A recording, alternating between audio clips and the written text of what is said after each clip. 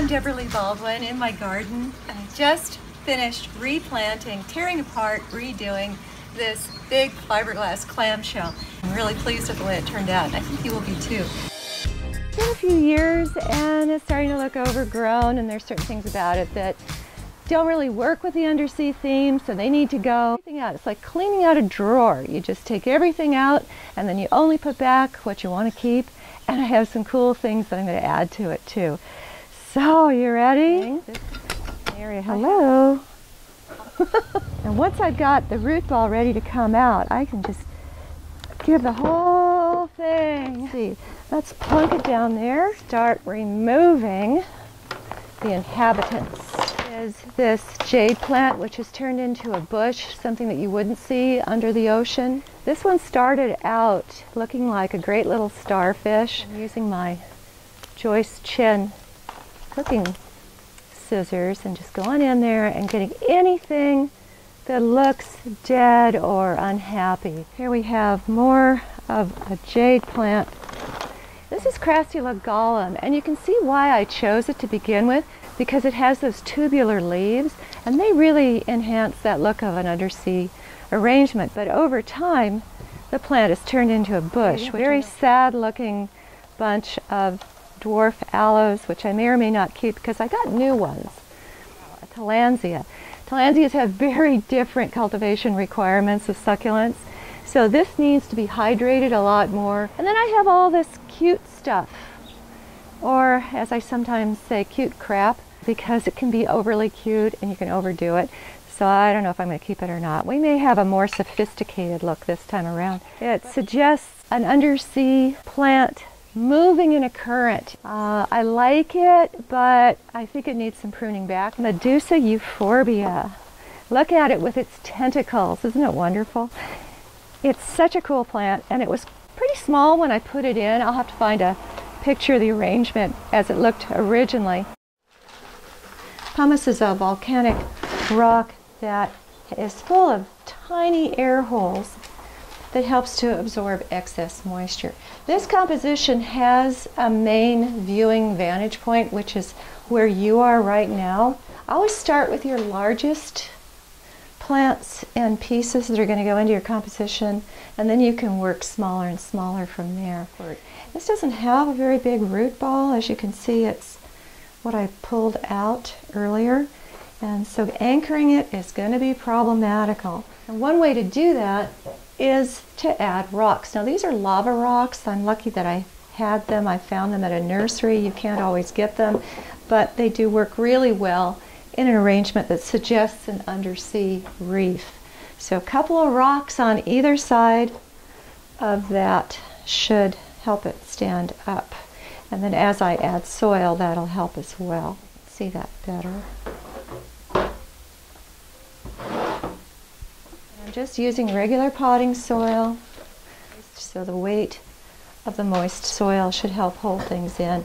And more rocks even if need be. Okay, so I'm really pushing hard on that soil and on those rocks. There we go. And this is Euphorbia anoplea. And this is a euphorbia. This looks like a euphorbia. It looks like Euphorbia leucodendron, but it's actually Senecio anti-euphorbia. Slide this guy gently out of its pot. And you never know what kind of a colony you're going to get over time. I love the symmetry and the geometry of these. And I love how they suggest the inhabitants of maybe an undersea or coral reef. And this is going to help prop up our Senecio as well. The rest is just fun and filler. An aloe that came out of the original composition. It looked more like a starfish way back when, but it grew over time, and I'm happy with that. Oh, and look, I found these great dwarf aloes that have white in them, and they're going to go great with the white of the clamshell. So just gently remove a little bit of soil from that. And I also have the option where I can pull these apart. Small things need to go more toward the front. I have another starfish-like aloe that I can tuck in. Have some coral. And I like that repetition there of the spiral with the spiral center of the euphorbia. And pushing down, pulling back, really tucking that in there, because that's got several functions to play. It's filling the gap, it's enhancing the composition, and it also needs to keep things from spilling. So part of that can go in that hole. Just pull it apart. There's a nice big chunk, and then this can repeat somewhere else. Some Crassula lycopoioides. I don't love saying that. It makes me sound so smart. It's the watch chain crassula. That it repeats the lines of this sweeping senecio and also the tentacles of the euphorbia. And rotate it slightly for the viewer.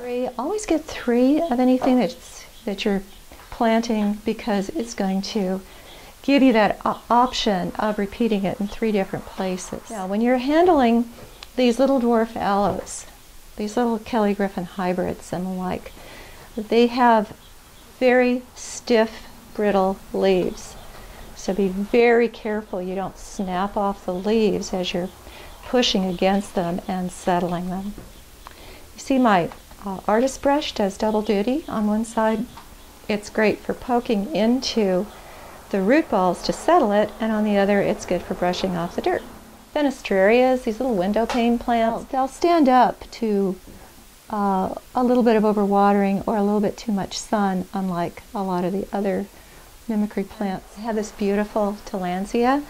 I'm going to put that over on that side, just as a filler to go in there, keeping in mind that this tillandsia is going to need to be hydrated more than the rest of the composition.